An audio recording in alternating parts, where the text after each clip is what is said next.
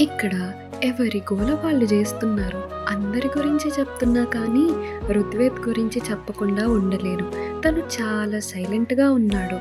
ఇలా అందరిలో ఉండడం తనకి నచ్చడం లేదు అని నాకు అర్థమవుతుంది. తెలుసు కూడా. కేవలం నా కోసం నేను పిలిచా అని ఉన్నాడు. దాని వెనకాల ఒక బలమైన కారణం కూడా ఉంది. అది ఇక్కడ చర్చించలేని పరిస్థితి. పాఠకులు క్షమించాలి. అలా సరదాగా మాటలతో, ముచ్చట్లతో మా భోజనం సాగింది. ఎవరికి వారు మొట్టమొదట వడ్డించిన అన్నంతో సరిపెట్టాలని చూస్తున్నారు. నాకు అది సంతృప్తిని ఇవ్వడం లేదు. అందరి ప్లేట్స్ కనిపెడుతూ ఉన్నా.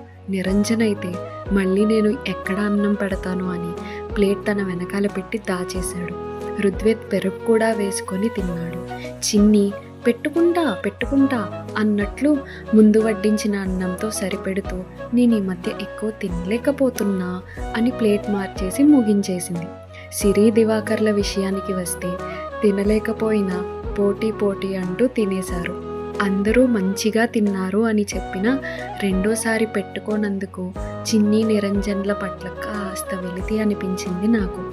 ఇంకా మావారు నా విషయానికి వస్తే కాసేపు ఒకరినొకరు చూసుకుంటూ, ఒక్కోసారి సైగ చేసుకుంటూ, ఒక్కోసారి వెక్కిరించుకుంటూ తినేసాం. మొత్తానికి ఆ సాయంత్రం మా అందరి భోజనం కార్యక్రమం అలా పూర్తయిందన్నమాట. ఆ తరువాత ఏం జరిగిందో తెలుసుకోవాలంటే నెక్స్ట్ పార్ట్ కోసం వేచి ఉండండి.